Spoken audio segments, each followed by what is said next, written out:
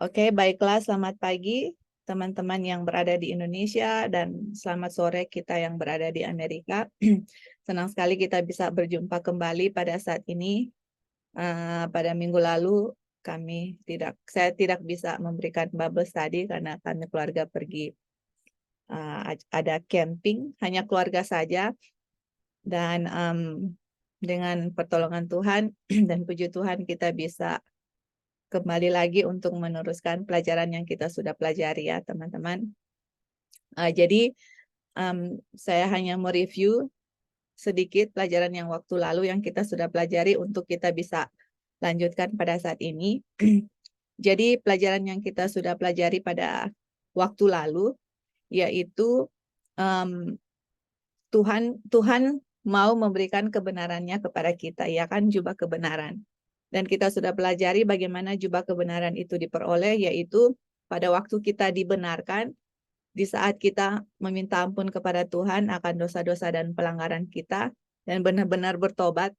Tidak ada dosa-dosa yang saya sembunyikan, saya berikan semuanya kepada Tuhan, dan pada saat yang sama, Tuhan memberikan Dia punya kebenaran kepada kita. Itulah cara bagaimana jubah kebenaran itu bisa kita peroleh. Tidak ada cara yang lain. Jubah kebenaran Kristus tidak bisa diperoleh dengan perbuatan-perbuatan kita, atau penurutan kita, atau setiap good works itu tidak bisa membayar jubah kebenaran Kristus. Jubah kebenaran Kristus itu adalah jubah kebenaran yang diberikan secara cuma-cuma, yaitu kita terima dengan iman, di mana kita memberikan semua dosa kita kepada Tuhan, dan Tuhan memberikan jubah kebenarannya kepada kita. Tetapi ada hal-hal yang kita sudah pelajari pada waktu lalu, yang mana di sini ya teman-teman, yang mana dibilang di sini, tidak ada yang percaya dengan hati segenap hatinya untuk kebenaran dan bisa memperoleh pembenaran oleh iman, sementara terus-menerus mempraktekkan hal-hal yang firman Tuhan larang atau melalaikan setiap tugas yang dia ketahui. Nah, jadi teman-teman semua, sementara di pihak Tuhan sangat atau menginginkan dia memberikan jubah kebenarannya, atau ini ya, justification by faith itu sama dengan righteousness by faith. Pembenaran oleh iman, dia mau memberikan kebenarannya kepada kita, tetapi di sini ada hal-hal yang Tuhan tidak bisa memberikan jubah kebenarannya kepada kita. Nah, teman-teman, kalau kita tidak menerima jubah kebenaran, setiap perbuatan apapun yang saya lakukan, walaupun itu perbuatan baik, di hadapan Tuhan itu sama dengan kain lara, ya kan? Kain kotor. Jadi waktu lalu kita sudah belajar ya, ada koopin di sini, kita sudah belajar mengenai acceptable work atau pekerjaan yang diterima Tuhan dengan good works atau perbuatan yang baik. Jadi ada orang atau kita bisa berbuat baik, tetapi belum tentu itu diterima oleh Tuhan. Contoh yang kita sudah belajar pada waktu lalu adalah di Matius 7, orang itu bisa bernubuat, bisa melakukan many wonderful works, bisa melakukan hal-hal yang baik. Tapi Tuhan bilang apa? Saya tidak mengenal engkau, pergilah dari hadapanku, kamu pembuat kejahatan. Jadi itu adalah good works ya teman-teman, itu adalah pekerjaan yang baik. Kenapa itu Tuhan tidak bisa terima? Karena itu adalah perbuatan kebenaran kita, bukan kebenaran Kristus. Atau melakukan sesuatu yang baik, tetapi motifnya itu selfish motive. Kenapa? Karena dia belum dibenarkan dahulu. Oke? Jadi saya, misalnya nih ya, saya melakukan suatu dosa, kesalahan, atau saya lalai akan tugas-tugas dan tanggung jawab saya, sehingga Tuhan tidak bisa memberikan jubah kebenarannya kepada saya. Tapi saya bisa melakukan perbuatan yang baik. Perbuatan baik kita bisa lakukan, tapi itu perbuatan yang tidak bisa diterima oleh Tuhan. Contohnya Kain, kan? Bukankah dia memberikan suatu pemberian yang sangat baik yang dia anggap, Tetapi bukan itu yang Tuhan tuntut. Seperti itu. Dia memberikan satu offering atau persembahan kepada Tuhan, tapi di offeringnya itu atau persembahannya itu tidak ada darah. Jadi sama dengan kita, saya bisa bilang, oh saya memberikan suatu pekerjaan yang sangat baik, saya melakukan suatu good works, sesuatu yang the best in my life, yang paling baik di dalam saya punya kehidupan. Tetapi dalam perbuatan-perbuatan itu sama dengan kain lara atau kain kotor di Yesaya 64. Kenapa? Karena saya belum dibenarkan dahulu. Seseorang yang belum menerima kebenaran pasti, pasti apapun yang dia dilakukan itu Tuhan tidak bisa terima karena dari dalam dirinya sendiri tidak benar. Tapi bagaimana orang yang tidak benar bisa melakukan yang baik?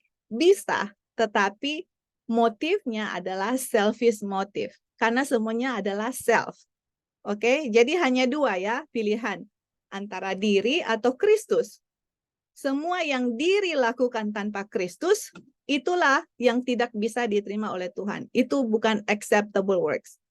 Tapi semua yang Tuhan lakukan di kita, karena kita sudah menerima kebenaran Kristus, itulah acceptable works atau pekerjaan yang Tuhan terima. Semua perbuatan baik yang saya lakukan, Tuhan bisa terima dan ditulis di buku ya. Di surga itu ada 3 buku.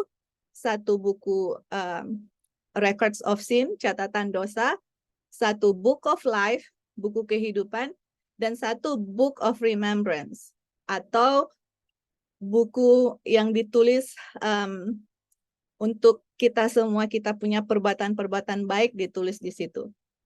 Jadi saya punya perbuatan baik yang adalah kebenaran Kristus, perbuatan Kristus, ditulis di situ, diterima oleh Tuhan gitu. Kalau saya sudah dibenarkan dahulu. Jadi teman-teman, proses pembenaran ini buat saya ya, setelah kita pelajari, ini sangat penting. Ini bukan sesuatu hal yang main-main. Ini menyangkut keselamatan kita. Nah, kenapa ini makanya saya mau kasih sesuatu juga untuk mengingatkan diri saya sendiri ya teman-teman, karena setelah diulangi lagi pelajarannya, saya baca lagi, saya bilang, aduh Tuhan, ini sangat menegur untuk saya pribadi, dan saya tahu banyak sekali kesalahan yang saya lakukan, dan setiap kali diingatkan oleh firman Tuhan, saya selalu minta ampun sama Tuhan atas setiap hal-hal yang saya lakukan yang tidak sesuai dengan firman Tuhan, atau hal-hal yang saya lalai, saya punya tugas sebagai orang tua. Seperti itu.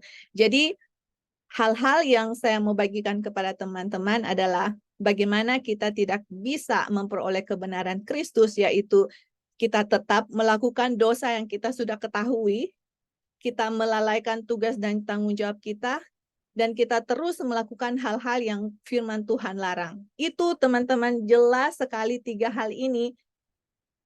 Kalau kita tetap melakukan itu, jubah kebenaran Kristus itu kita nggak bisa peroleh. Walaupun Tuhan sudah mati, sudah rela mati untuk kita, membayar semua dosa-dosa kita, tapi jubah kebenaran itu dia nggak bisa kasih untuk menutupi setiap dosa-dosa kita dan juga setiap kelalaian kita dalam tugas kita. Tuhan tidak bisa tutupi itu, teman-teman. Jadi itulah yang kita sudah pelajari pada waktu lalu. Dan karena ini poin yang penting, bagaimana kita jubah kebenaran itu tidak bisa kita peroleh waktu kita melalaikan tugas kita yang kita ketahui. Jadi saya mencoba mencari di kutipan Ellen White ya, kira-kira karena gini ya teman-teman, kalau jubah kebenaran itu saya nggak bisa peroleh kalau saya gagal atau lalai, lalai akan tugas yang saya seharusnya lakukan dan saya lalai. Jadi pertanyaannya, saya tahu nggak tugas saya itu apa gitu? Seperti itu kan? Jadi kalau saya tahu tugas saya, terus saya lalai dalam tugas itu, jubah kebenaran Kristus saya nggak bisa peroleh gitu. Nah, sekarang makanya kita harus ketahui apa tugas tanggung jawab saya. First of all, kita harus tempatkan saya punya diri di mana. di lingkaran yang paling kecil itu apa? Lingkaran paling kecil adalah keluarga, iya kan? Kemudian di luar keluarga kita itu mungkin ada tetangga kita dan juga keluarga kita atau di gereja kita. Jadi dari bagian kecil ke bagian keluar, begitu. Nah, sekarang pertanyaannya, apa tugas-tugas dan tanggung jawab saya di dalam lingkaran kecil dulu, gitu. Kalau saya lalai melakukan tugas dan tanggung jawab saya dalam lingkaran kecil, teman-teman, sangat jelas Ellen White sudah menulis kepada kita bahwa kita nggak bisa memperoleh pembenaran. Saya nggak bisa memperoleh jubah kebenaran Kristus. Nah, waktu lalu teman-teman, saya sudah share, saya sudah bagikan kepada teman-teman, jadi kita mulai ya dalam lingkaran kecil dulu, kemudian dalam lingkaran besar. Mudah-mudahan pada saat ini kita bisa selesaikan ini pelajaran mengenai Tuhan tidak bisa menutupi setiap dosa yang kita ketahui, yang saya tahu itu dosa. Kemudian Tuhan tidak bisa menutupi jubah kebenarannya kalau kita gagal melakukan kita punya tugas dan tanggung jawab. Dan mudah-mudahan pada saat ini kita bisa selesaikan tiga hal ini maksudnya. Karena ini ini kalau teman-teman mau cari tahu, ini banyak sekali ya dia punya kutipan di Ellen White kalau kalian mau cari tahu, tapi ada hal-hal penting yang saya mau emphasize, yang saya mau tekankan pada saat ini. Oke, ada beberapa hal penting yang saya mau tekankan setidaknya mengenai tugas dan tanggung jawab kita. Seperti itu. Oke? Jadi pada waktu lalu saya sudah mulai di dalam keluarga. Saya mulai di dalam keluarga yaitu saya di rumah tangga ini saya sebagai apa? Sebagai ibu atau sebagai ayah misalnya. Oke? Jadi kalau saya mempunyai anak misalnya ya, saya mempunyai anak. Kemudian apa tugas dan tanggung jawab saya sebagai orang tua? Jadi ini ya Ellen White bilang, kita sudah kasih tapi saya hanya review sedikit di sini. Dia bilang pekabaran demi pekabaran diberikan kepada saya untuk orang tua yang gagal. Dia punya tanggung jawab di keluarganya. Nah, teman-teman, di sini ya dibilang neglect their family responsibilities. Lalai. Nah, kalau kita lalai, saya punya tugas, itu sudah jelas dibilang Tuhan tidak bisa memberikan jubah kebenarannya kepada orang tua yang lalai. Dia punya tanggung jawab. Nah, kalau begitu, jadi teman-teman yang belum kawin, jadi hang in there ya, maksudnya ini masih dalam keluarga, dalam lingkungan kecil, tapi ini untuk kita juga semua, karena bisa saja satu kali kelak teman-teman yang belum kawin bisa satu kali kelak akan berkeluarga kalau Tuhan izinkan.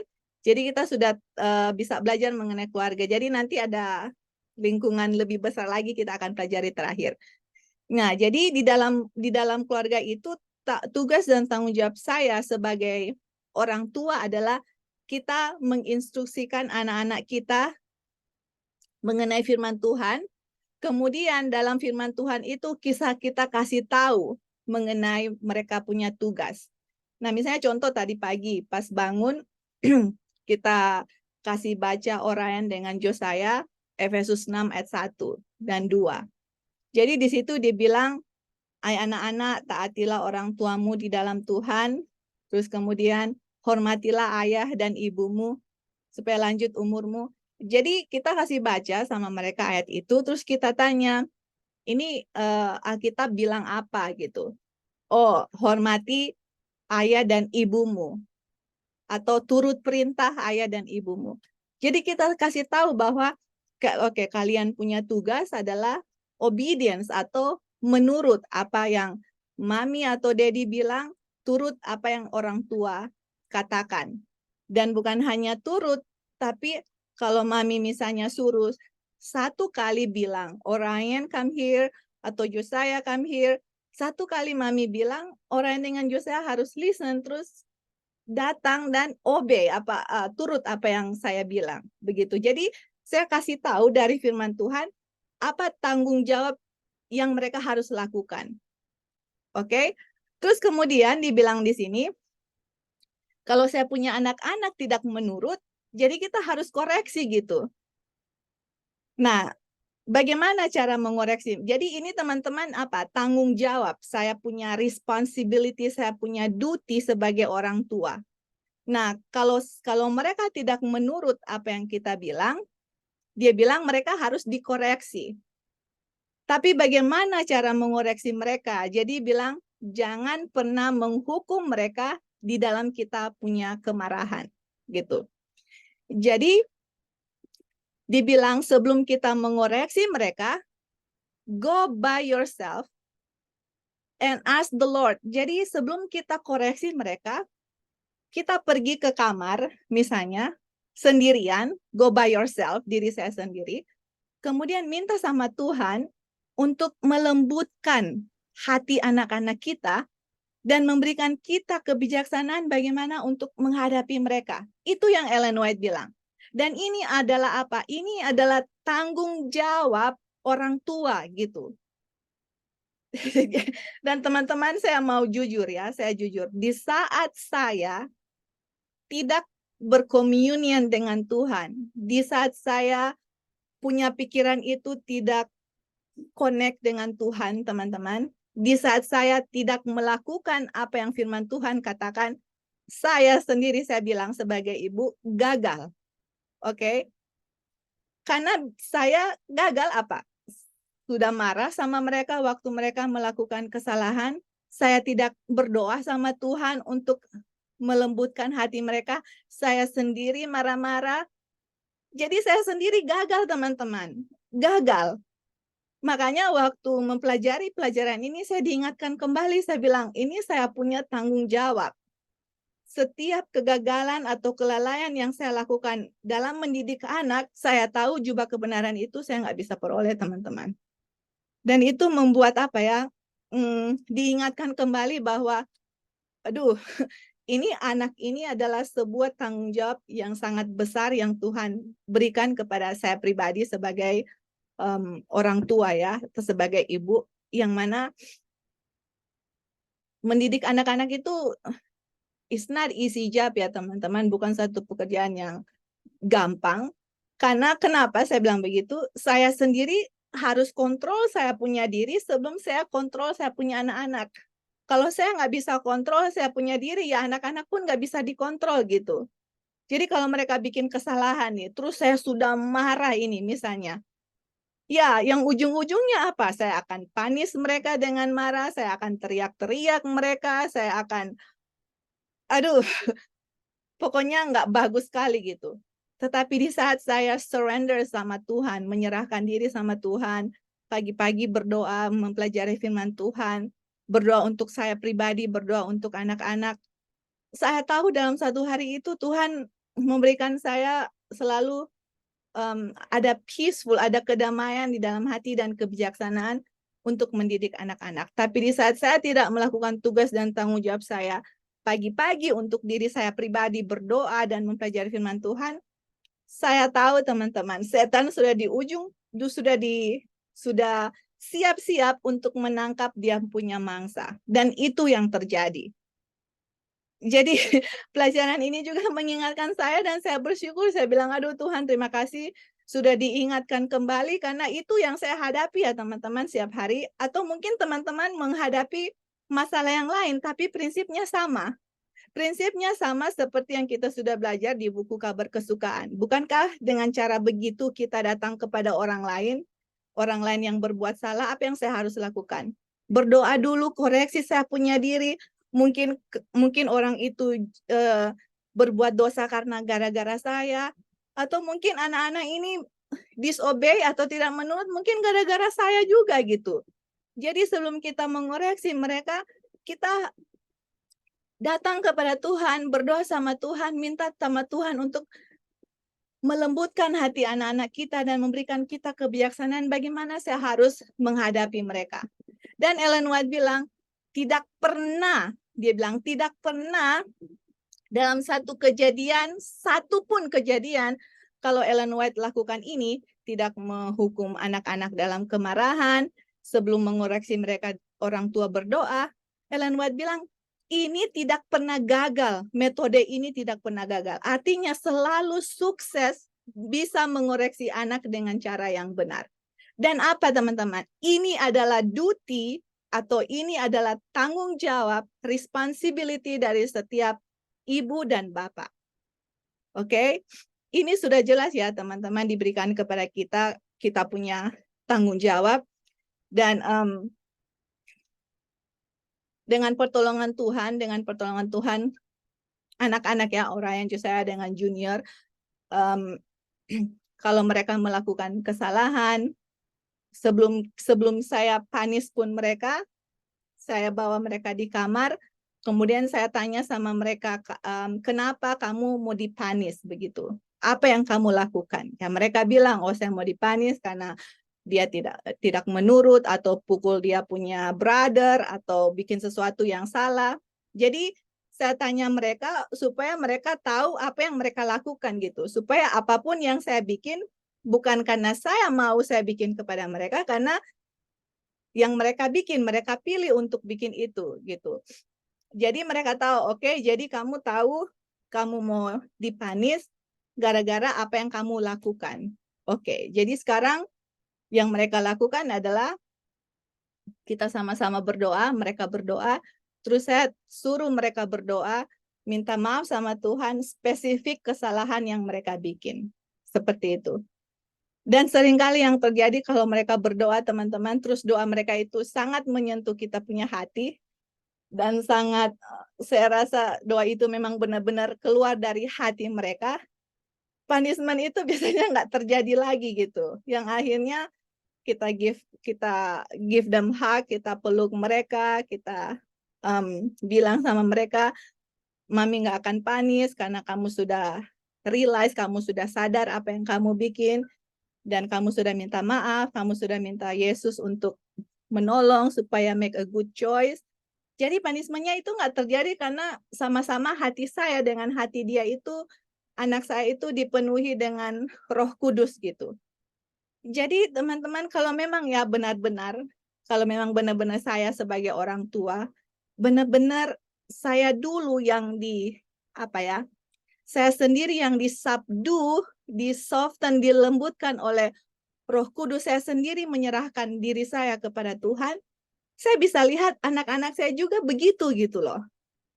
Tapi di saat saya tidak menyerahkan diri saya kepada Tuhan, di saat saya koreksi mereka dengan marah, dengan emosi, itulah yang kembali ke saya, dan anak-anak juga merefleksikan tabiat seperti itu gitu. Jadi ini adalah teman-teman, battle atau pertempuran setiap hari di dalam kehidupan kita. Dan saya lihat satu kuncinya itu adalah benar-benar penyerahan kepada Tuhan setiap pagi, dan juga benar-benar menyerahkan semua, mengakui semua dosa dan kesalahan kita, teman-teman. Itu kuncinya. Baca firman Tuhan dan benar-benar membutuhkan akan Tuhan gitu. Kalau saya tidak melakukan itu, saya tahu pasti istilahnya dengan pengalaman sendiri itu gagal. Tetapi di saat kita benar-benar menyerahkan sama Tuhan semuanya dari pagi, teman-teman mungkin bisa rasakan selama satu hari itu pengalamannya dengan Tuhan sangat indah. Semua punya masalah ya masing-masing. Itulah yang saya mau share kepada teman-teman. Masing-masing ada dia punya trials, ada dia punya cobaan, ada dia punya ujian masing-masing sendiri. Tetapi prinsipnya sama, dengan kita benar-benar menyerahkan diri kita kepada Tuhan, mempelajari firman Tuhan, datang memohon ampun segala dosa yang kita ketahui ya teman-teman, yang kita sudah langgar, kebenaran Tuhan akan bekerja di kita. Dan itu saya bisa rasakan dengan pengalaman saya sendiri. Oke, jadi itu yang kita sudah berikan pada waktu lalu. Kemudian kita mungkin baca ini kutipan dan mungkin teman-teman bisa kasih tambahan ya. Oke, jadi kita lanjut. Ini masih dengan tugas dan tanggung jawab. Kita mau mulai dari lingkungan yang paling kecil dulu ya, teman-teman. Oke, jadi kita lanjut di sini. Dia bilang, orang tua dan bagaimana anak-anak, sebagaimana juga orang tua mempunyai tugas yang penting di dalam rumah. Apa dibilang di sini? Duty, oke? Ini kan jubah kebenaran Kristus tidak bisa diperoleh kalau lalai. Kalau lalai dalam tugas-tugasnya. Nah, di sini di Ellen White bilang, anak-anak dan orang tua ada tugas di rumah gitu. Oke? Jadi saya sebagai orang tua harus tahu saya punya tugas dan saya juga harus tahu tugas anak-anak itu apa gitu. Oke? Terus dia bilang, anak-anak harus diajar bahwa mereka itu adalah bagian dari rumah tangga atau keluarga. Bagaimana kita ajar mereka? Jadi ini yang kita ajar ya sama mereka. Ini kan dia bilang mereka harus diajarkan. Harus diajarkan yaitu mereka dikasih tahu bahwa mereka itu dikasih makan, mereka dikasih pakaian, mereka dicintai, mereka dijaga oleh siapa? Orang tua. Oke? Dan mereka itu harus respon kepada belas kasihan atau kasih sayang dengan cara menanggung beban di dalam keluarga dan membawa semua kebahagiaan and bring all the happiness possible dan membawa semua kebahagiaan yang bisa memungkinkan di dalam keluarga di mana mereka itu adalah anggota keluarga. Jadi kita bisa ajar sama anak-anak ya, kalian dikasih makan, dikasih pakaian, mami jaga, mami ini. Jadi kita kasih tahu apa yang kita lakukan kepada anak-anak mereka. Dan dia bilang, kalau kita bikin itu, bukankah kamu senang, kamu bahagia? Jadi sekarang responnya, gimana sekarang Orion atau Josiah bikin mami happy or daddy happy? Yaitu dengan membagi tugas gitu. Apa tugas yang mereka bisa lakukan? Jadi sebagai orang tua atau saya sebagai ibu, saya bisa tahu, oh mereka ini umur berapa misalnya. Jadi dengan umur itu mereka bisa bikin apa gitu. Jadi ini contoh ya, contoh. Jadi misalnya orang sekarang sudah 7 tahun, Jose 6 tahun. Nah, tugas yang saya kasih kepada mereka pagi-pagi adalah misalnya mereka bangun, mereka atur tempat tidur. Kemudian sesudah mereka atur tempat tidur, kemudian habis itu morning worship. Morning worship, habis itu mereka makan misalnya. Sesudah makan, tugas mereka ada yang vakum, kasih bersih di dapur, ada yang cuci piring. Jadi kita kasih tahu tugas dan tanggung jawab mereka begitu.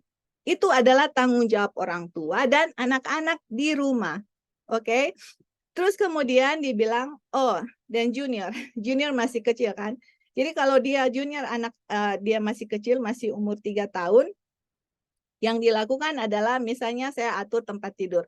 Saya tolong dia, oke, junior di ujung sana, mami di sini, junior pegang ini. Jadi dia walaupun dia masih kecil, dia bisa ambil bagian dalam tugas yang dia bisa lakukan begitu.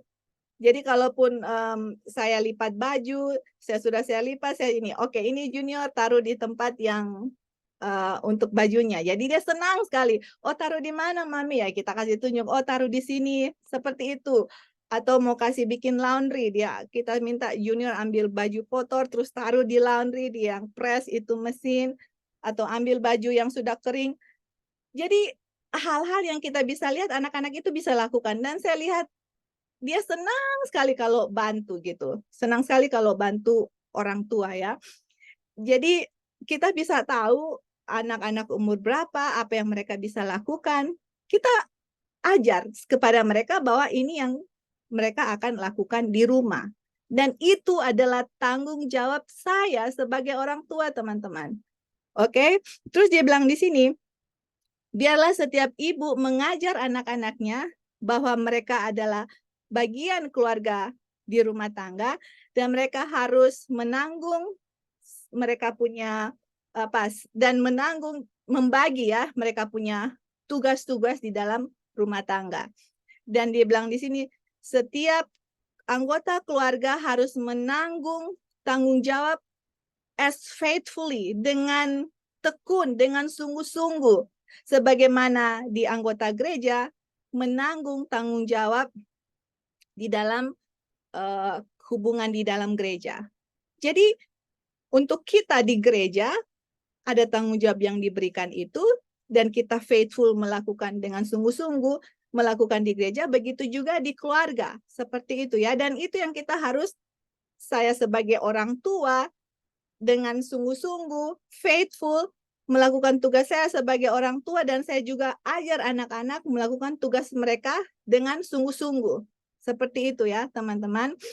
Kemudian dibilang di sini, biarlah anak-anak tahu bahwa pada waktu mereka menolong ibu dan bapak dengan, jadi let the teacher know. Oke, jadi kasih tahu sama anak-anak bahwa mereka itu menolong bapak atau ibu dengan melakukan hal-hal yang kecil seperti itu. Jadi misalnya mereka yang tadi saya bilang, oh kalau saya minta junior tolong saya untuk bantu atur tempat tidur atau bawa baju yang sudah dilipat, kita kasih tahu, oh kamu menolong mom, you help mommy, you're doing good job, seperti itu, you're helping mommy, or you are a big helper in the house, kayak begitu. Jadi kasih tahu sama mereka bahwa mereka itu menolong kita sebagai orang tua. Seperti itu ya. Terus habis itu, berikan sesuatu kepada mereka untuk mereka lakukan. Give them some work to do for you. Berikan kepada mereka suatu pekerjaan untuk mereka lakukan. Dan sesudah itu, dan kasih tahu kepada mereka sesudah itu mereka bisa bermain. Jadi prinsipnya di sini adalah mereka harus melakukan tugas dan tanggung jawab mereka dulu sebelum mereka bermain. Dan sesudah mereka pun bermain, mereka bermain apapun itu, mereka harus kembalikan mainannya ke tempat yang semula, jadi rumahnya tidak berantakan. Dan waktu mereka bikin itu, kita bilang, well, thank you, you're helping mommy or daddy. Terima kasih kamu sudah menolong mom or daddy, sudah membersihkan rumah, sudah menolong di rumah, dan give them hug. Sometimes kita suka kasih stiker sama mereka. Seperti itu ya teman-teman. Jadi mereka merasa mereka itu adalah bagian dari keluarga. Dan itu apa? Itu adalah tanggung jawab saya sebagai orang tua. Dan Ellen White bilang, kalau kita gagal melakukan tanggung jawab saya atau tugas saya, kebenaran Kristus tidak bisa diperoleh, teman-teman. Karena kebenaran Kristus bisa diperoleh kalau kita melakukan tugas saya dengan sungguh-sungguh dan kita tidak melakukan dosa-dosa yang kita sudah ketahui. Dan kebenaran Kristus tidak bisa diperoleh kalau saya lalai melakukan tugas saya dan saya masih melakukan dosa-dosa yang saya ketahui dan saya masih melakukan hal-hal yang dilarang oleh firman Tuhan. Oke? Jadi ini sangat penting ya di dalam keluarga.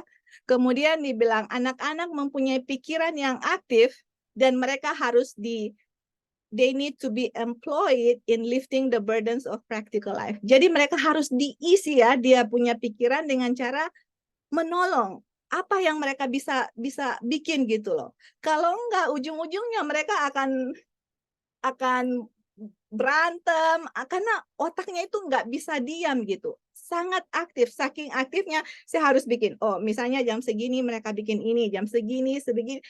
Kalau enggak, mereka bisa, itulah di saat itu setan bisa masuk dan menggoda mereka kalau mereka tidak bikin apa-apa. Terus satu hal yang sangat penting yang saya mau share kepada teman-teman juga bahwa jangan pernah biarkan mereka untuk melakukan pekerjaan mereka sendiri. Jadi dia bilang orang tua harus kontrol dalam hal ini. Jadi istilahnya, misalnya ya, contoh, kalau misalnya saya suruh misalnya ya, Orion atau Josiah, mereka biasanya lipat mereka punya baju sendiri. Mereka sudah besar, jadi tanggung jawab mereka adalah setiap kali kita cuci baju, mereka akan lipat mereka punya baju sendiri. Jadi pada waktu dikasih tugas dan tanggung jawab itu, teman-teman, yang saya lihat, kalau saya tidak datang dan awasi mereka, yang terjadi adalah mereka hanya main-main, teman-teman. Yang terjadi adalah mereka ambil bajunya dan saling lempar satu sama yang lain ya.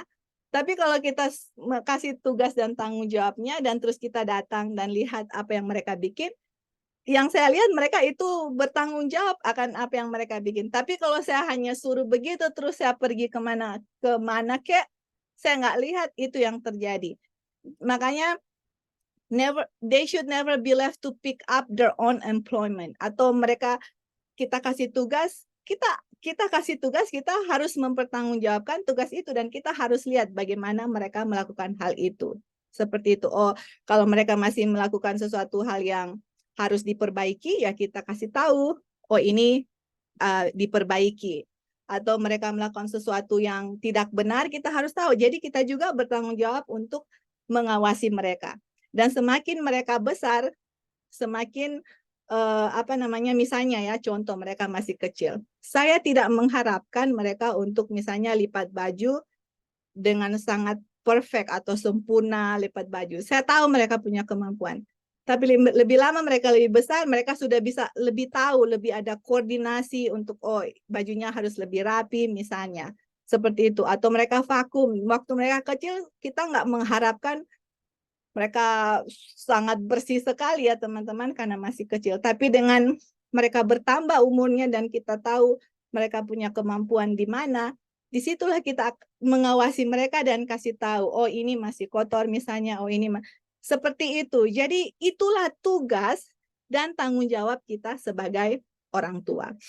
Oke? Jadi sebelum kita lanjut, apakah teman-teman di sini ada tambahan karena ini review dari waktu lalu dan baru ada beberapa kutipan yang saya tambahkan. Apakah sampai di sini ada teman-teman yang mau kasih komentar atau tambahan? Silakan sebelum kita lanjut. Ya, Joy. Oh ya, silakan Kak Opin. Tadi terkesan sekali waktu Orion dan Josiah mau dipanis dan mereka berdoa dengan sungguh-sungguh dan menyesali apa yang mereka lakukan. Di sini waktu Joy bicara begitu tadi saya teringat bahwa bukan main kasih Tuhan itu. Kita sudah bikin kesalahan, kita sudah bikin dosa, tapi karena kasih kemurahan Tuhan yang luar biasa itu, kita bisa diampuni. Yeah. Dan kalau kita cuma tidak pernah merenungkan hal-hal seperti ini, saudara-saudara, kita nggak akan pernah disanggupkan melihat betapa baiknya Tuhan, betapa kasihnya Tuhan. Karena kita dengar cerita, ya, tapi kita nggak pernah flashback atau kita nggak pernah lihat waktu masa lalu saya bikin kejahatan, saya bikin dosa, lalu saya menyesal, saya diampuni, dan membayangkan Tuhan mau mengampuni saya. Dan ini yang saya mau bawa pikiran kita kepada hal atau poin itu bahwa mari kita renungkan kasih kebaikan Tuhan itu. Saya harusnya mati loh. Tapi dia menggantikan tempat saya untuk mati. Yeah. Ini kiranya harus jadi perenungan kita semua bahwa di situ dengan merenungkan itu, dengan pertolongan Tuhan kita bisa melihat betapa baiknya dia. Betapa baiknya dia mengampuni kita yang harusnya mati, tapi kita diampuni dan kita tidak mati. Karena ini Yesaya ketika dia berdoa, dia menyesal, dia tidak jadi mau dia, dia jadi mau panis dia. Iya. Karena mereka datang dengan hati yang hancur. Apa bahasa Inggrisnya? Broken heart. Contrite heart or broken heart? Contrite heart. Contrite heart, ya. Itu. Jadi saudara-saudara, hal ini biarlah jadi hal yang terlihat kecil, sederhana, tapi ini harus jadi perenungan kita dan renung-renungkan hal itu. Di situ kita melihat Tuhan baik, di situ kita melihat kematian di kayu salib itu suatu persembahan yang luar biasa, suatu pengorbanan yang luar biasa. Cuma untuk manusia yang adalah debu. Thank you, Joy. Thank you, Kak. Puji Tuhan, Kak ya. Jadi pas tadi Kak Opin bilang begitu, yang mana harusnya saya mati, tapi Tuhan yang mati untuk memberikan pengampunan dosa. Jadi saya mau share sedikit ya teman-teman, karena Kak Opin ada bicara begitu. Jadi saya mau share, saya punya pengalaman dengan saya punya anak-anak sendiri, orang yang dengan Josiah. Saya lupa 2-3 minggu lalu kalau tidak salah, saya bawa anak-anak, terus saya Waktu itu kenapa saya share itu? Karena kita lagi belajar mengenai kayu salib yang saya bagikan kepada teman-teman. Kemudian saya punya telepon, saya buka di internet, saya buka gambar Ka'bah, terus di mana orang berdosa dulu bangsa Israel bawa domba di Ka'bah. Kalau mereka berdosa, terus kemudian mereka potong domba itu sendiri ya. Ya waktu sesudah kita share sama teman-teman Bible study-nya, saya bilang, saya harus share juga ini kepada anak-anak saya. Walaupun mereka masih kecil, saya mau kasih impress kepada mereka punya pikiran mengenai betapa kejinya dosa itu, gitu. Jadi saya kasih buka mengenai di Ka'bah itu. Kemudian saya cerita lah bagaimana orang bangsa Israel dulu kalau berdosa, mereka bawa domba, dan domba itu mereka harus potong. Dan kemudian jadi dari dosanya itu dipindahkan ke domba itu. Dan sekarang bukan orang itu mati karena berdosa, tapi dombanya itu harus mati. Karena setiap melanggar akan hukum Tuhan atau setiap dosa itu upahnya adalah kematian. Jadi sesudah dosa dipindahkan ke domba, domba itu harus dipotong, kemudian darahnya diambil, terus dibawa di Ka'bah dan dipercikan di Ka'bah. Kemudian saya bilang sama orang, jadi orang yang saya lagi duduk di depan, terus saya kasih tahu gitu. Kemudian, jadi mereka mendengar gitu. Terus saya bilang sama orang dengan saya, kalian tahu ini domba ini siapa? Apa ini domba ini? Terus saya bilang, ini domba itu, ini melambangkan Yesus. Kita bilang, setiap kali kita berdosa, mami berdosa, mami make a bad choice. Di rumah itu selalu ada namanya bad choice dengan good choice ya.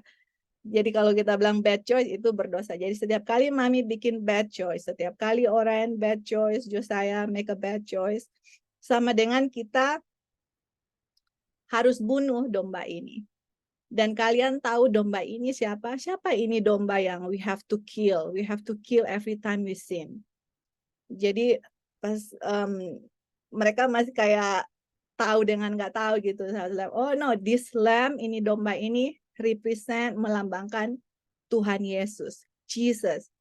Every time we sin, kita bilang gitu, every time we sin, is the same, we need to kill Jesus. Kita bilang begitu. Kalian, do you wanna kill Jesus? Kita tanya, kalian mau, do you wanna kill Jesus? Mereka bilang, no, mami, we don't wanna kill Jesus. Enggak, kita nggak mau kill Jesus. Of course, kita bilang, ya tentu saja kita nggak mau kill Tuhan Yesus. But you know what? Every time you make a bad choice, setiap kali kamu bikin pilihan yang benar, every time you don't obey mami, every time you fight, every time semua yang bad choice yang kita bikin itu sama dengan kita kill the lamb, sama dengan kita kill Jesus. Begitu, saya bilang begitu sama orang dengan saya. Tapi satu hal yang saya rasakan di saat itu, waktu saya kasih itu, saya merasakan sendiri ya, ada ada tuntutan Roh Kudus. Kemudian saya juga merasakan sendiri Holy Spirit bekerja di hati saya punya anak-anak, terlebih Orion. Nah, ini saya mau cerita sama teman-teman Orion. Waktu saya bilang begitu, setiap kali kita berdosa, setiap Orion bikin bad choice, sin, disobey atau fight atau apapun, sama dengan membunuh Tuhan Yesus gitu. Waktu saya bilang begitu, teman-teman, I know the Holy Spirit ya, working di dalam hati anak-anak, dia langsung peluk saya, dia langsung menangis. Aduh, waktu dia menangis, teman-teman, saya juga nggak bisa tahan untuk saya nggak nangis. Kita peluk-peluk karena sambil menangis dua-dua. Aduh, saya bilang, oh Tuhan, ini pelajaran mengenai Ka'bah. Ternyata bukan hanya sama orang dewasa, ternyata anak-anak kecil juga membutuhkan pelajaran ini untuk kasih impress sama mereka betapa dosa itu sangat keji. Dan dosa itu membunuh akan Tuhan Yesus.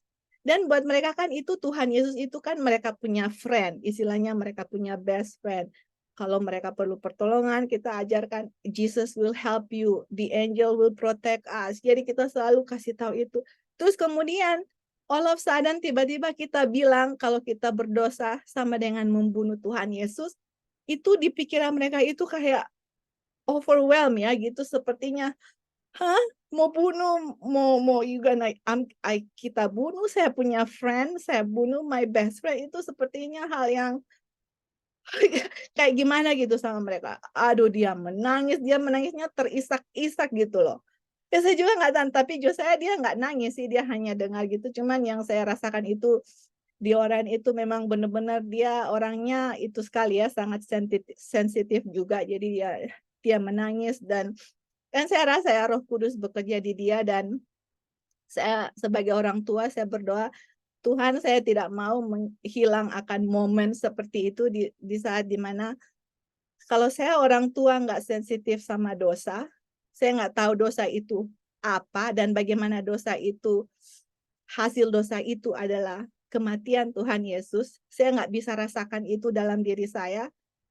Saya nggak bisa apa ya, merasakan betapa kejinya dosa itu. Saya juga nggak akan bisa impress di hati anak-anak betapa kejinya dosa itu gitu loh. Di saat orang tua merasa betapa kejinya dosa itu, kita bisa kasih impression sama anak-anak dari kecil dosa itu sangat keji. Jadi itu yang saya lihat, dan saya bilang, oh Tuhan, kita mau untuk kasih mereka mengenai Ka'bah dan bagaimana domba itu, kasih impression kepada mereka bahwa inilah dosa itu dan Tuhan Yesus tidak mau ada dosa apapun di kita.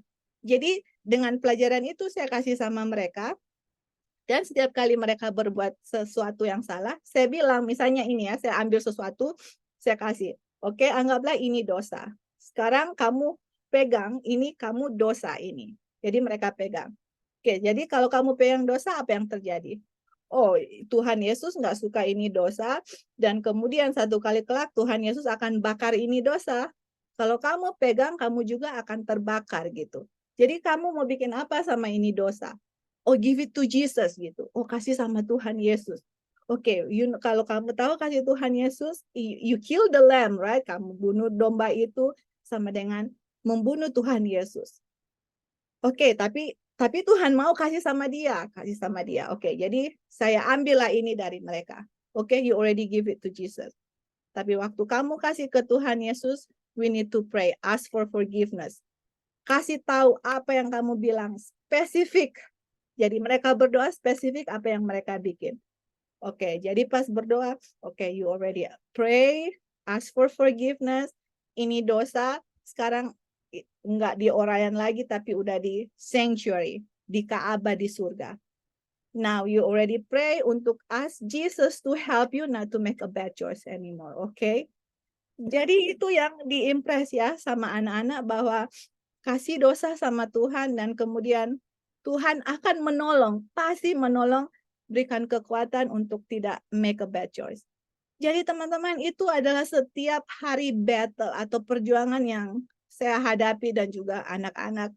Dan saya mau bilang teman-teman, kalau saya di saat itu pun lalai saya dengan Tuhan, gagal saya dengan Tuhan, itu akan messed up satu hari itu teman-teman. Satu hari itu akan messed up. Jadi saya sudah rasa, aduh ini udah salah ini. Yang saya harus lakukan adalah saya datang kepada Tuhan, akui saya punya kegagalan, dan kembali lagi dengan dengan sesuatu yang baru lagi teman-teman. Jadi kasih pelajaran ini pun tidak lepas ya, saya pribadi juga bagaimana kita punya perjuangan untuk saya pribadi sebagai orang tua dan juga untuk anak-anak.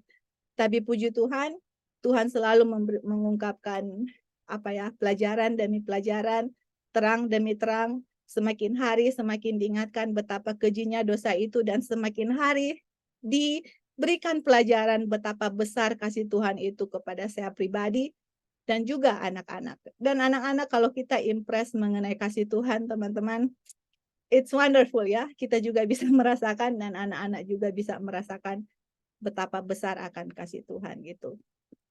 Oke, thank you Kak Opin. Kira-kira ada lagi? Jadi saya share itu karena tadi Kak Opin punya komentar, jadi it is a good opportunity untuk kita bisa share, dan mudah-mudahan kalau teman-teman terimpress juga dengan apa yang kita share, mungkin kita bisa bisa lakukan atau mungkin teman-teman juga sudah lakukan untuk anak-anak. Oke, ada lagi sebelum kita lanjut?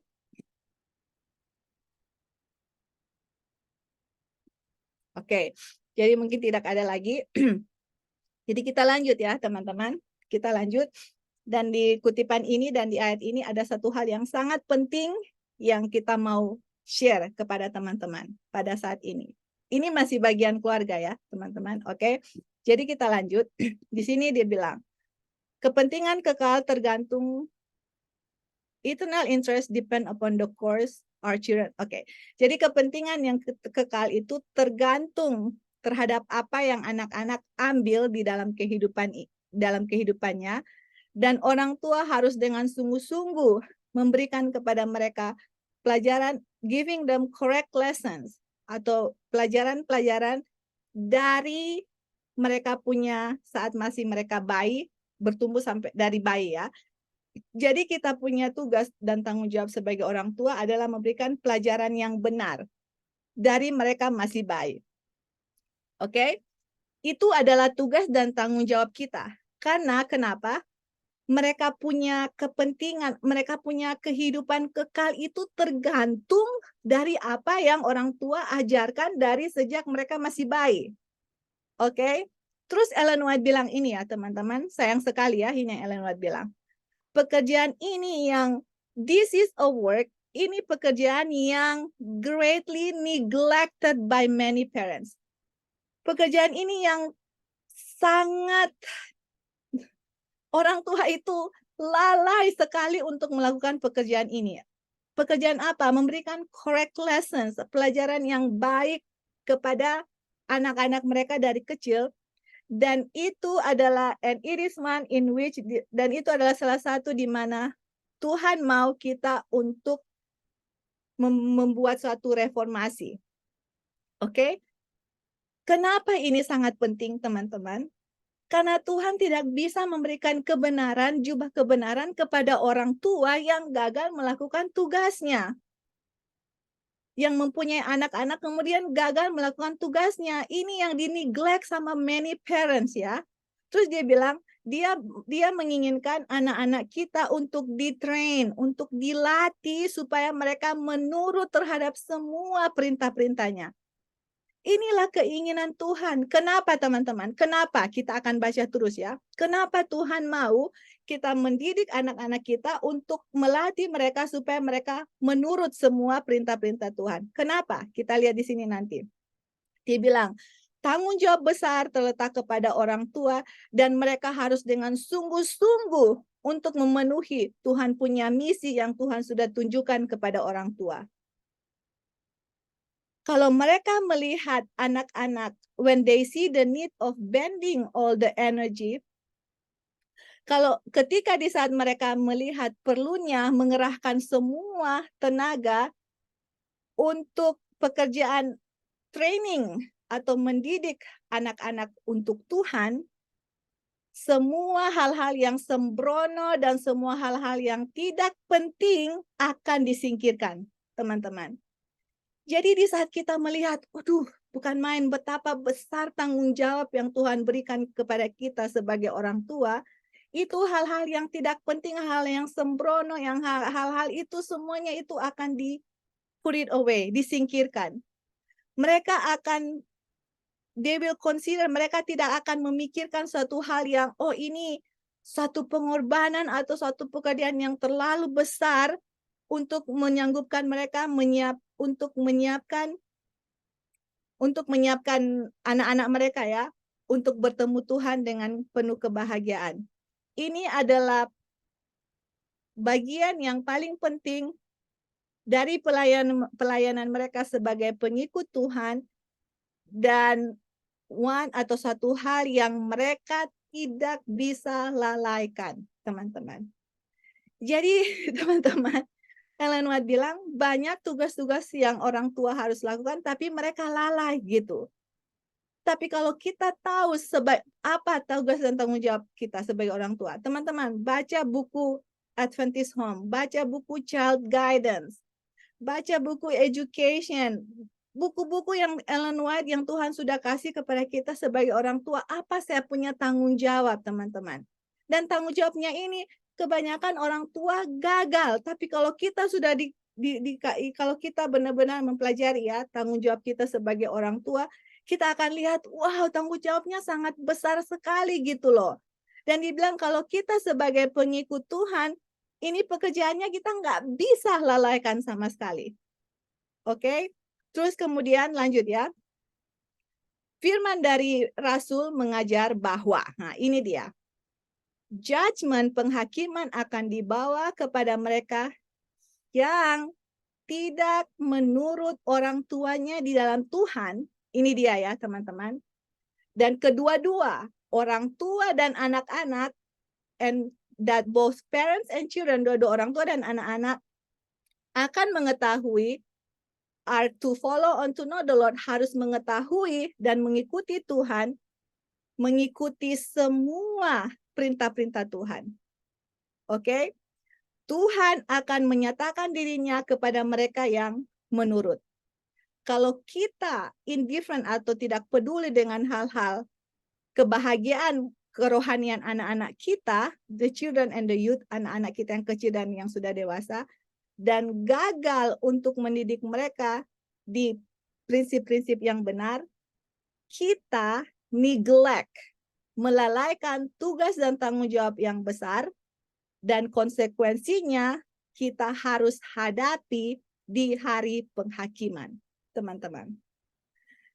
Jadi teman-teman di sini dibilang bahwa Tuhan itu akan membawa semua atau setiap pekerjaan kita di hari penghakiman. The words of apostle mengajarkan judgment akan dibawa kepada mereka yang tidak menurut akan orang tua di dalam Tuhan. Jadi teman-teman, anak-anak teman-teman, oke, anak-anak yang tidak menurut akan orang tua akan dihukum gitu loh. Kita ngerti nggak gitu loh? Kalau anak-anak kita juga akan dihukum oleh Tuhan kalau mereka tidak menurut orang tua dan tidak menurut akan Tuhan gitu. Nah, sekarang pertanyaannya, saya punya tanggung jawab itu apa? Saya punya tanggung jawab itu adalah mendidik, melatih anak-anak itu untuk menurut akan orang tua di dalam setiap permintaan orang tua dan juga menurut akan Tuhan gitu loh. Jadi kalau kita lalai dalam melakukan tugas-tugas itu, anak-anak itu akan dihukum gitu loh. Sama orang tua akan dihukum di hari penghakiman. Dan kemudian kalau kita lalai mendidik anak-anak kita dalam hal-hal kerohanian, gagal untuk mendidik mereka dalam prinsip-prinsip yang benar, kita juga teman-teman, saya sebagai orang tua akan dihakimi oleh Tuhan. Makanya itulah yang Ellen White bilang, kalau kita lalai, saya punya tanggung jawab sebagai orang tua, saya tidak bisa menerima jubah kebenaran Kristus, dan di hari penghakiman saya dihukum, anak-anak juga akan dihukum gitu loh. Karena mereka tidak menurut orang tua, tidak menurut Tuhan. Kenapa? Karena saya sendiri lalai mendidik anak-anak saya. Jadi teman-teman ini yang tadi ya Ellen White bilang, ini satu tanggung jawab yang besar. Kalau kita tahu kita punya tanggung jawab itu, saya akan menyingkirkan semua hal-hal yang tidak penting gitu loh. Dan saya akan melakukan tugas saya sebagai orang tua dengan sungguh-sungguh, dengan faithful, oke, dengan pertolongan Tuhan ya teman-teman, for sure, yang seperti saya sudah bagikan. Kalau saya tidak bergantung kepada Tuhan di waktu saya bangun pagi, tidak bergantung kepada firman Tuhan, tidak mempelajari firman Tuhan, saya gagal, saya tahu itu. Tapi di saat kita benar-benar bergantung kepada Tuhan, disitulah sumber kekuatan kita. Dan orang tua diingatkan, saya sendiri puji Tuhan diingatkan, inilah saya punya tanggung jawab, inilah saya punya priority, saya punya prioritas di dalam hidup saya sebagai orang tua.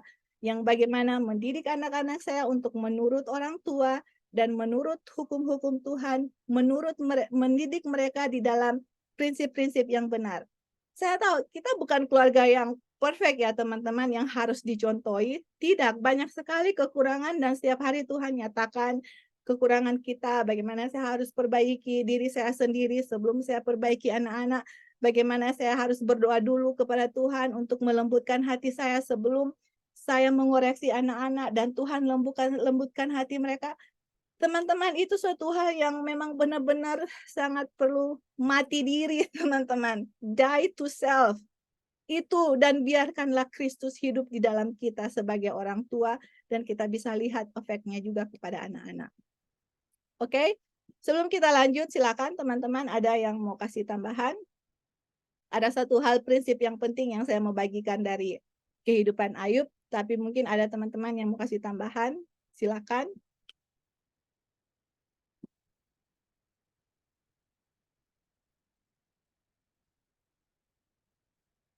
Oke, belum ada ya. Oke. Jadi kalau begitu kita lanjut. Ada satu ayat dan kutipan yang kita mau bagikan, bukan satu ayat, ya, di Ayub. Kemudian ada kutipannya dan kita akan lihat kepada Sipora, dan itu kita akan selesai mengenai keluarga ya, yaitu tugas dan tanggung jawab di dalam rumah tangga. Oke. Nah, teman-teman, kita sekarang mau belajar mengenai Ayub. Oke. Kita lihat apa yang Tuhan nyatakan tentang Ayub dan bagaimana dia dengan keluarganya. Oke, kita lihat di sini ya, di Ayub 1 ayat 1. Yang ada seseorang di tanah Uz namanya Ayub. Dan orang ini ya yang Alkitab bilang, dia adalah perfect. Aduh teman-teman, Ayub ini adalah orang yang sempurna dan benar, upright. Dan seorang yang takut akan Tuhan dan menjauhi kejahatan. Teman-teman, ini adalah Ayub teman-teman. Dan dia adalah orang yang sempurna, orang yang baik, takut akan Tuhan dan menjauhi kejahatan. Oke, sekarang ayat 2. Dia itu mempunyai 7 anak dan 7 anak laki-laki dan 3 anak perempuan. Jadi ayat 2 dan 3 itu, ayat 3 menceritakan mengenai bagaimana kekayaannya. Dan Alkitab bilang bahwa Ayub ini adalah orang yang paling besar dari semua orang di timur gitu. Paling besar atau paling kaya ya, ini Ayub, teman-teman. Tapi walaupun dia orang yang sangat kaya, tapi dia orang yang sangat sempurna, yang benar, takut akan Tuhan, dan menjauhi kejahatan. Oke? Nah ini teman-teman. Terus dia bilang, dia punya anak laki-laki, mengadakan... Oke, Tan, thank you. Oke, jadi dia punya anak laki-laki, mengadakan feast atau ada perayaan atau ada party lah, atau ada mereka makan dan minum ya di rumahnya. Everyone his day, setiap orang ada dia punya bagian, oke? Dan dia pergi dan memanggil dia punya sister, dia punya saudara perempuan untuk makan dan minum dengan mereka. Jadi anak laki-laki itu mengadakan perayaan di rumahnya, kemudian mereka panggil sisternya atau adik atau kakak perempuan untuk makan dan minum sama-sama mereka. Jadi itulah yang terjadi when the days of feast were gone out. Nah, teman-teman, oke, lihat ya. Ayub disebut orang yang apa? Perfect, sempurna, orang yang benar, orang yang takut akan Tuhan, orang yang menjauhi kejahatan dan mengetahui dosa itu dosa. Oke? Dan kita lihat waktu Tuhan menyebut Ayub orang yang benar, orang yang perfect, yang sempurna, orang yang takut akan Tuhan, orang yang menjauhi kejahatan, kita akan lihat apa yang Ayub lakukan di keluarganya, teman-teman. Karena teman-teman, saya bilang ya, tugas yang paling penting dari orang tua bukan pergi misioneri di luar. Saya nggak bilang misioneri di luar itu tidak penting, itu sangat penting. Tapi apakah menjangkau orang di luar, harga jiwa orang di luar itu lebih besarkah dengan harga jiwa anak saya sendiri? Saya mau tanya. Tidak, teman-teman. Dan waktu Tuhan datang, dia nggak tanya mana itu orang-orang di Afrika. Dia akan tanya mana anak-anak yang saya percayakan kepada kamu gitu loh. Dan ini Ayub, dia disebut orang yang perfect, sempurna. Teman-teman, perfect itu sempurna. Orang yang benar, takut akan Tuhan, menjauhi kejahatan. Dan Ayub itu tidak melalaikan tugas dan tanggung jawabnya di rumah. Dan kalian lihat apa yang Ayub bikin. Oke? Dibilang di sini ya, ayat 5. Dia bilang, pada waktu acara pesta itu sudah selesai, Apa yang Ayub lakukan? Ini teman-teman kita perhatikan dan Ellen White akan kasih tahu dia punya aplikasi ya. Bahwa Ayub that Job sent and sanctify them. Jadi Ayub itu menyucikan mereka. Bagaimana cara Ayub menyucikan anak-anak mereka? Dia bangun pagi-pagi, oke, dan offer burnt offering, dan dia membuat persembahan. Persembahannya itu adalah persembahan burnt offering atau korban bakaran. Dan korban bakaran itu sesuai dengan jumlah dari anak-anak mereka. Jadi anak-anaknya kan ada 10. Jadi burnt offering-nya itu 10 dia bikin. Kenapa dia bikin itu, teman-teman? Karena Ayub berkata, mungkin saja bahwa mereka anak-anaknya sudah berdosa, dan mereka mengutuk Tuhan di hati mereka. Jadi Ayub melakukannya itu terus-menerus, teman-teman. Aduh, bukan main, teman-teman. Jadi, teman-teman, Ayub ini orang yang sempurna, yang takut akan Tuhan, oke? Dan dia ini adalah orang yang menjauhi kejahatan, dan dia sangat keji dengan dosa itu sendiri. Sehingga pada waktu anak-anaknya mengadakan pesta, dan sesudah pesta itu selesai, dia bikin burnt offering untuk setiap anak-anaknya satu-satu, teman-teman. Dan dia pikir mungkin saja anak-anak saya ini berbuat dosa dan mungkin saja mereka mengutuk Tuhan. Dan dia bikin itu terus-menerus setiap kali anak-anak. Ini orang tua yang sangat faithful, teman-teman. Seorang figur bapak yang sangat faithful. Yang sangat setia melakukan tugasnya. Kita akan baca apa itu aplikasinya ya. Apa itu aplikasinya di dalam kita saat ini, oke? Ini ya, jadi ini pelajaran juga saya baru dapati dan saya bilang kita harus share kepada teman-teman karena ini sangat penting dengan pelajaran pembenaran oleh iman. Dan saya akan connect ke situ, oke? Kita akan baca kutipannya di sini ya.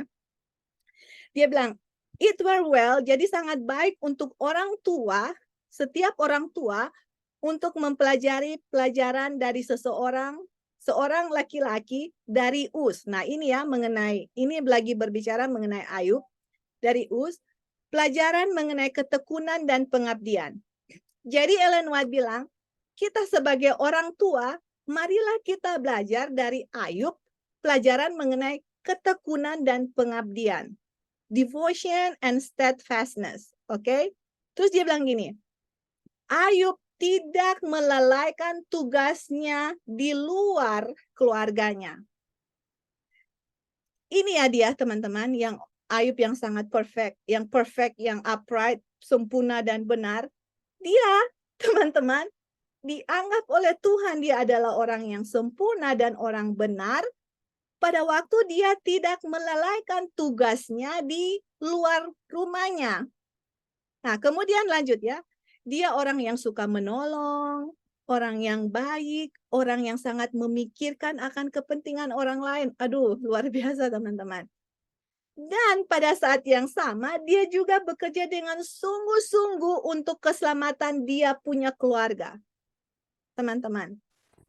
Jadi ini orang yang Ayub ini, yang Tuhan bilang dia adalah orang yang sempurna dan orang yang benar, dia itu bukan saja peduli terhadap orang lain, tapi di dalam rumahnya ini dia bekerja dengan sungguh-sungguh untuk keselamatan keluarganya. Sometimes saya lihat banyak orang yang sungguh-sungguh bekerja untuk keluar ya, untuk keselamatan orang lain gitu loh. Sungguh-sungguh sekali. Tapi di dalam rumahnya ini dia di-neglect gitu loh. Ayub tidak, teman-teman. Dia sangat sungguh-sungguh dengan dia punya tugas di luar rumahnya.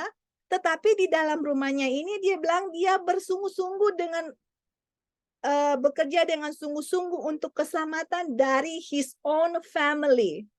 Jadi sebagai orang tua, teman-teman, jangkauan di dalam dan jangkauan di luar itu sangat-sangat penting ya, teman-teman. Jangan lupa di dalam dan jangan lupa juga di luar. Di luar membutuhkan kita, apalagi di dalam. Jangan pernah kita melalaikan tugas dan tanggung jawab kita di dalam.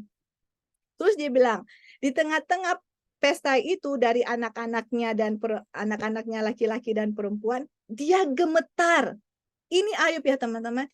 Dia gemetar kalau saja anak-anaknya displease God, kalau ada anak-anaknya melakukan suatu hal yang tidak menyenangkan Tuhan. Teman-teman, apakah saya sebagai orang tua gemetar nggak kalau saya punya anak-anak melakukan sesuatu yang displease sama Tuhan, sesuatu hal yang tidak menyenangkan Tuhan? Kenapa Ayub gemetar? Karena dibilang di sini ya, nanti kita lihat di sini, dia itu tahu bagaimana karakter dosa itu sangat menjijikkan dan dia tahu setiap kali kita berdosa, Ayub tahu prinsipnya. Kita sama dengan membunuh domba itu yang sebanyak adalah Yesus Kristus sendiri. Yang tadi saya bilang saya cerita yang saya sampaikan kepada anak-anak saya. Oke, terus dibilang di sini ya, dia tremble, dia gemetar kalau jangan-jangan anaknya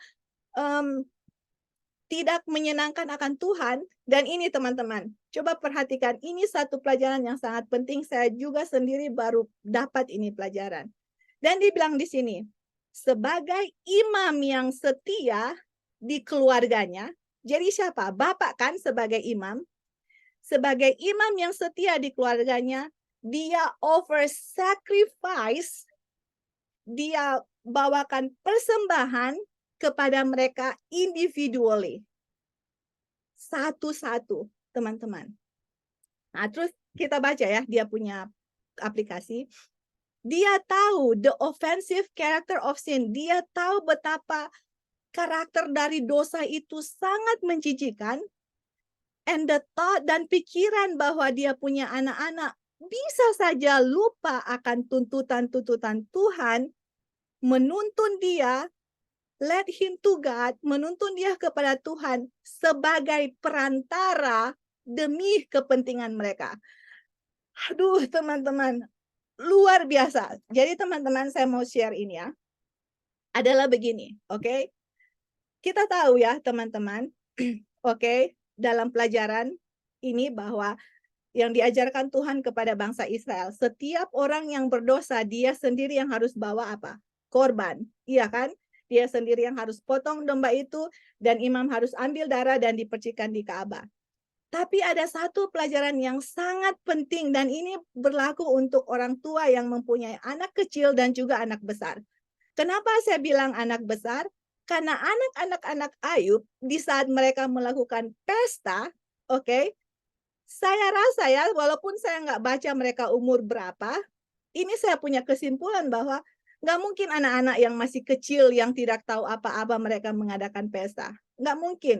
Ini harus anak-anak yang sudah besar dan bisa mengadakan pesta di rumahnya, makan dan minum. Teman-teman, oke, saya mau bilang, ini adalah satu buat saya ya, ini adalah satu kabar kesukaan yang sangat besar, teman-teman. Ini buat saya waktu saya dapat kutipan ini adalah apa? Apalagi bapak-bapak ya, teman-teman. Tugas seorang bapak adalah seorang bapak ternyata dia itu adalah seorang imam di dalam keluarga. Dan seorang imam itu dibilang di sini as a faithful priest, sebagai imam yang setia, dia over sacrifice, dia membawa korban untuk mereka setiap individual. Jadi sebagai imam atau sebagai bapak atau sebagai orang tua, oke, kita tahu kan dosa itu sangat ofensif sama Tuhan. Jadi ternyata saya sebagai orang tua, apalagi bapak, kita ternyata bisa berdoa sebagai doa intercessor, doa perantara untuk pengampunan dosa, teman-teman. Karena waktu Ayub membawa korban, oke, korban bakaran, itu adalah korban bakaran untuk pengampunan dosa, sacrifice atau korban secara individu kepada mereka gitu. Jadi ini adalah intercessor, doa perantara untuk kepentingan mereka gitu loh, teman-teman. Waktu saya baca ini saya bilang praise the Lord. Aduh, puji Tuhan. Kenapa, teman-teman? Karena ternyata Tuhan itu sangat luar biasa, teman-teman. Luar biasa kasihnya, teman-teman. Kalaupun anak-anak saya, teman-teman, misalnya masih kecil, mereka belum tahu ya, belum really mengerti, mungkin belum terlalu mengerti apa itu dosa atau apa itu korban. Saya sebagai orang tua, apalagi seorang bapak, kita bisa berdoa untuk mereka gitu loh. Pengampunan dosa, jangan-jangan anak saya sudah berbuat dosa, dan dosa ini sangat ofensif, sangat jijik di hadapan Tuhan. Saya yang bikin intercessor, perantara, pengampunan akan dosa mereka, teman-teman. Dan kalaupun ada anak-anak yang misalnya sudah besar, dan kemudian mereka sudah keluar jalur, sudah pokoknya sudah nggak tahu di mana lah, udah nggak dengan Tuhan. Teman-teman, sebagai imam, oke, di dalam keluarga, ternyata teman-teman, Ayub, puji Tuhan ya, Tuhan memberikan teladan dari seorang yang bernama Ayub yang sangat benar, sempurna, takut akan Tuhan, dan dia lakukan kepada orang di keluarganya, yaitu untuk benar-benar ya, sometimes kan sebagai orang tua misalnya, kalau saya punya anak-anak masih kecil, tapi mungkin ada teman-teman yang punya anak yang sudah besar misalnya, yang mereka sudah jauh dari Tuhan. Forgetlah anak-anak, ya, maksudnya masih anak-anak yang misalnya yang sudah besar ya, yang misalnya mereka sudah lebih dewasa, yang sudah jauh dari Tuhan. Teman-teman, ternyata kita tidak putus harapan karena apa? Ayub melakukan intercessor prayer, melakukan doa perantara untuk anak-anaknya, dan dia melakukan apa? Sacrifice kepada mereka individu. Jadi kita sebagai orang tua berdoa kepada mereka individual. Kita minta, Tuhan, saya tahu anak-anak ini, kita mungkin kalau Ayub bilang mungkin saja mereka bikin sesuatu yang ofensif ya, sesuatu hal yang mungkin mereka lupa akan tuntutan Tuhan. Tapi kalau kita lihat mereka, anak-anak kita yang memang benar-benar ya, memang sudah jauh dari Tuhan, kita secara individu ternyata kita bisa menjadi intercessor, perantara anak kita dengan Tuhan. Walaupun mereka tidak bikin itu, teman-teman, orang tua bisa bikin itu sebagai perantara dengan Tuhan. Aduh, teman-teman. Duh, sangat luar biasa, teman-teman. Ini pelajaran ya, teman-teman, sebagai orang tua. Dan inilah tugas tanggung jawab kita sebagai orang tua, maupun anak yang kecil, maupun orang yang sudah besar, anak kita yang masih besar. Ternyata Tuhan mau benar-benar mau mencari kita secara individu sebagai orang tua, sebagai anak-anak, dan kita berdoa kepada anak-anak kita untuk keselamatan mereka dan untuk kita semua ya, teman-teman. Sebelum kita melakukan tanggung jawab kita di rumah tangga, oke? Sebelum saya sebagai ibu atau teman-teman sebagai suami, kita memang betul-betul datang kepada Tuhan dan memohon Tuhan untuk benar-benar menyentuh hati kita, menggerakkan hati kita, melembutkan hati kita, teman-teman. Datang dengan pengakuan dosa kita, Tuhan, misalnya saya sudah lalai, sudah gagal. Misalnya saya punya tugas, saya sudah gagal sebagai orang tua. Ampuni dosa saya, Tuhan, dan saya minta ampun juga setiap anak individu saya datang untuk mohon pengampunan. Dan teman-teman, itulah yang kita harus lakukan.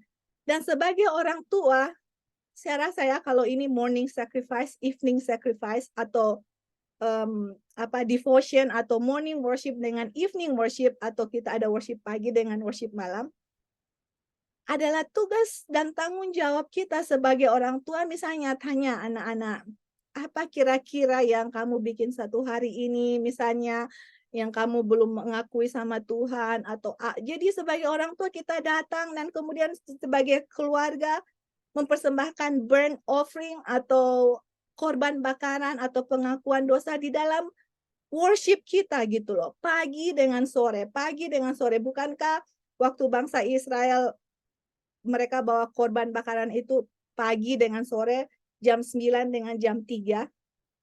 Gitu kan, mereka punya korban. Jadi itu adalah morning worship dengan evening worship. Orang tua mengajarkan kepada anak-anak betapa ofensifnya, betapa menjijikan dosa itu. Kita kasih tahu kepada anak-anak, dan sebagai imam di dalam keluarga, bapak-bapak ya khususnya, adalah tugas dan tanggung jawab bapak-bapak untuk mengadakan intercessor prayer atau doa perantara kepada Tuhan. Dan kalaupun morning worship dengan evening worship anak-anak sudah besar atau lagi tidak ada sama-sama atau bagaimana kondisinya, tetap kita sebagai orang tua atau bapak-bapak sebagai kepala keluarga mengadakan intercessor prayer atau doa perantara, memohon pengampunan. Perantara buat anak-anak saya, pengampunan akan dosa mereka. Kalaupun mereka melakukan sesuatu yang salah kepada Tuhan, Tuhan mengampuni dosa mereka seperti yang Ayub lakukan. Aduh, luar biasa teman-teman. Dan ternyata bahwa tugas dan tanggung jawab orang tua itu gimana ya teman-teman? Sangat luar biasa ya buat saya pribadi, dan buat saya pribadi sebagai orang tua, menjadi orang tua itu sebenarnya tugas dan tanggung jawab yang besar, tetapi di pihak yang lain kita diajar oleh Tuhan bagaimana kita bisa memikul beban orang lain dan bisa merasakan betapa jijiknya dosa itu, karena saya akan memberikan impression yang sama kepada saya punya anak sendiri gitu loh. Dan sebagaimana saya memberikan impression kepada anak saya sendiri diingatkan Tuhan setiap hari betapa kejinya dosa itu. Dan ingat ya, prinsipnya adalah kita harus dibenarkan lebih dahulu sebelum perbuatan yang baik yang keluar yang bisa diterima oleh Tuhan. Dan inilah sebagai orang tua, kita punya tugas dan tanggung jawab untuk mengadakan doa perantara untuk anak-anak kita supaya mereka diampuni dosa-dosa mereka. Dan pada waktu dosa-dosa mereka diampuni, teman-teman, apa yang terjadi? Tuhan bisa membuat mereka benar dengan iman kita pegang akan janji Tuhan itu. Kita datang mohon pengampunan, Tuhan membenarkan mereka dan mereka bisa melakukan perbuatan-perbuatan yang baik.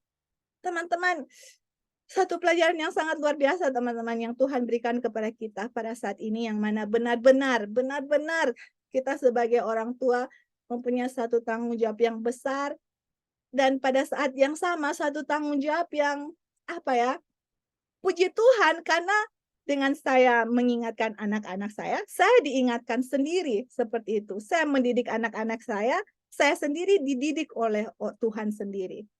Seperti itu. Oke? Jadi itulah yang saya bisa bagikan kepada teman-teman pada saat ini, yang kutipan yang tadi saya bilang dari Ayub itu sangat luar biasa yang kita dapat di sini, bahwa luar biasa Ayub itu orang yang Tuhan bilang sempurna, yang saya ulang-ulang, benar, orang yang takut akan Tuhan, menjauhi kejahatan. Bukan saja dia lakukan itu, tapi dia tidak mau di dalam keluarganya itu ada kejahatan di situ. Itulah sebabnya dia mengadakan doa perantara untuk anak-anaknya sendiri. Oke, ada kira-kira yang mau kasih tambahan untuk kutipan ini atau dari Ayub dan kutipan-kutipan sebelumnya? Mungkin satu kutipan lagi kita bisa selesai ya, karena kita rasa kita nggak bisa selesaikan untuk tugas dan tanggung jawab di luar karena sudah mau selesai. Tinggal satu kutipan. Ada yang mau kasih tambahan? Kak Opin, gimana Kak Opin? Ada Lali, Ebing, teman-teman yang lain? Ya, puji Tuhan, Joy. Oke, Kak. Alright. Oke. Oke, kalau begitu kita selesaikan, kita punya kutipan yang terakhir ya, yang mengenai tugas dan tanggung jawab di dalam rumah. Oke. Dalam perjalanan dari Midian, seorang malaikat menampakkan diri kepada Musa di dalam cara yang sangat mengancam, seakan-akan dia mau membunuh Musa. Tidak ada penjelasan yang diberikan, tetapi Musa mengingat bahwa dia telah disregard atau tidak melakukan salah satu permintaan dari Tuhan, atau salah satu tuntutan Tuhan, Dia sudah gagal untuk melakukan ritual penyunatan dari anaknya yang paling muda. Sipora, yaitu istrinya, takut kalau dia punya suami akan dibunuh, melakukan ritual itu sendiri, dan malaikat kemudian mengizinkan Musa untuk melanjutkan perjalanannya. Oke, dia punya hidup akan his life could be preserved only, dia punya hidup bisa di preserve atau bisa dia bisa hidup nggak dibunuh melalui perlindungan dari malaikat yang suci. Tetapi ini dia ya teman-teman, sementara hidup dengan melalaikan agas tanggung jawabnya yang dia sudah tahu, dia tidak bisa secure, dia tidak bisa aman. Karena dia tidak bisa dijaga atau diprotect ya, atau di shield oleh angels of God, oleh malaikat Tuhan. Dan kalau kalian baca dia punya kutipan selanjutnya di sini bahwa di hari penghakiman atau bukan hari penghakiman, di time of trouble, oke, di masa kesukaran, malaikat tidak akan bisa memprotek kita kalau kita gagal dengan kita punya tugas dan tanggung jawab. Jadi teman-teman di sini ya teman-teman sudah sangat jelas kepada kita bahwa Tuhan memberikan kepada kita satu peringatan ya, satu peringatan yang mana Tuhan sangat mengasihi kita. Dia sudah bayar dosa-dosa kita. Dia mau memberikan jubah kebenarannya kepada kita, teman-teman. Dan itu semua diberikan dengan cuma-cuma. Tetapi sayang sekali ada hal-hal yang Tuhan tidak bisa tutupi. Jubah kebenarannya tidak bisa berikan kepada kita, yaitu apa? Kita lalai tugas kita, gagal, dan kemudian kita masih melakukan dosa-dosa yang kita sudah tahu dosa kita masih lakukan. Kemudian terus melakukan hal-hal yang firman Tuhan larang gitu. Jadi yang saya mau bawakan pada saat ini adalah tugas kita yang di ruangan di lingkungan kecil dulu gitu loh. Ya, apa yang saya harus ketahui gitu. Apakah saya benar-benar faithful atau setia melakukan tugas-tugas saya atau tidak gitu loh. Di saat Tuhan sudah menyatakan kepada kita tugas dan tanggung jawab saya bertanya, Tuhan, apa yang saya lakukan gitu? Apakah saya sungguh-sungguh melakukan ini atau saya gagal melakukan ini? Musa sebagai seorang pemimpin bangsa Israel, dia aja hampir dibunuh oleh malaikat karena dia gagal melakukan akan upacara penyunatan.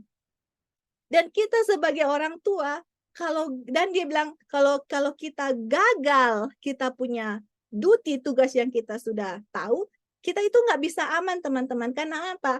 Malaikat tidak bisa melindungi kita gitu loh. Nah, itulah sama dengan kita. Kalau kita gagal sebagai gagal melakukan tugas-tugas kita tidak akan dilindungi oleh malaikat Tuhan gitu loh. Dan ini dia punya aplikasinya di time of trouble tidak bisa dilindungi. Karena apa? Karena kita gagal tugas-tugas kita sebagai orang tua. Jadi mudah-mudahan ya teman-teman dengan pelajaran pada saat ini mengingatkan saya teman-teman, tidak ada satupun yang saya point finger kepada siapapun. Ini khususnya untuk saya pribadi. Kenapa? Karena waktu kita mempelajari mengenai kebenaran oleh iman, pembenaran oleh iman, di mana saya tidak bisa melakukan sesuatu yang benar yang Tuhan bisa terima sebelum saya dibenarkan, teman-teman. Dan pada waktu saya memperoleh kebenaran itu yang adalah jubah Kristus, teman-teman, kita sangat bersyukur ya sekali karena pertukaran akan kebenaran Kristus, yaitu dengan kita meminta ampun akan dosa kita. Tapi at the same time dengan waktu yang sama Tuhan juga menunjukkan kepada kita bahwa unfortunately sayang sekali walaupun kita sudah datang minta pengampunan dosa kepada Tuhan misalnya, tetapi kalau ada tugas yang diberikan kepada kita terus kita gagal melakukan itu jubah itu tidak akan menutup saya punya kelalaian saya sebagai orang tua. Dan jubah itu tidak bisa menutup kita akan dosa-dosa yang saya sudah tahu itu dosa. Jubah itu nggak bisa tutupi itu gitu loh.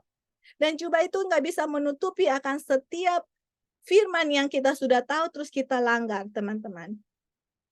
Jadi teman-teman disinilah kita diajak ya, dituntun oleh Roh Kudus. Marilah kita selidiki hati kita teman-teman.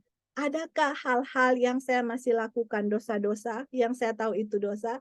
Adakah hal-hal sebagai tanggung jawab saya sebagai orang tua yang saya lalai? Adakah hal-hal yang dari firman Tuhan yang firman Tuhan larang terus saya lakukan? Itu yang saya harus tanyakan sekarang gitu loh. Diri kita, search me oh Lord, cari tahu, selidiki hati saya, apa yang ada di saya gitu loh. Dan di saat Tuhan mengungkapkan kepada kita, kita datang mohon pengampunan dan minta terus tuntun dalam kebenaran dengan cara apa? Belajar firman Tuhan, baca Alkitab, baca roh nubuat. Apa yang Tuhan mau saya lakukan? Apa tugas-tugas yang saya harus lakukan? Itulah yang harus kita lakukan, teman-teman. Supaya apa? Supaya Tuhan bisa memberikan jubah kebenarannya kepada kita, karena setan akan bilang, orang ini nggak bisa kamu kasih jubah kebenaran kamu. Lihat, dia masih gagal, dia punya tugas.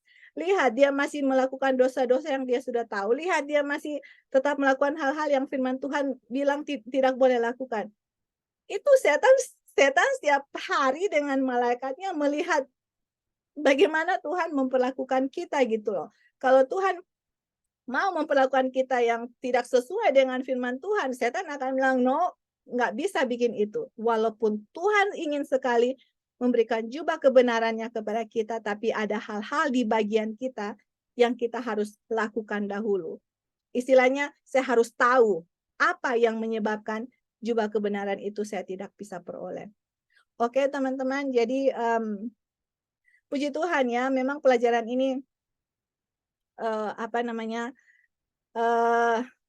pelajaran mengenai kayu salib itu sangat panjang dan lebar. Jadi dalam menuju kepada pelajaran kayu salib, ada hal-hal yang saya mau sisipkan sedikit demi sedikit sebelum kita benar-benar mempelajari puncak pelajaran kayu salib.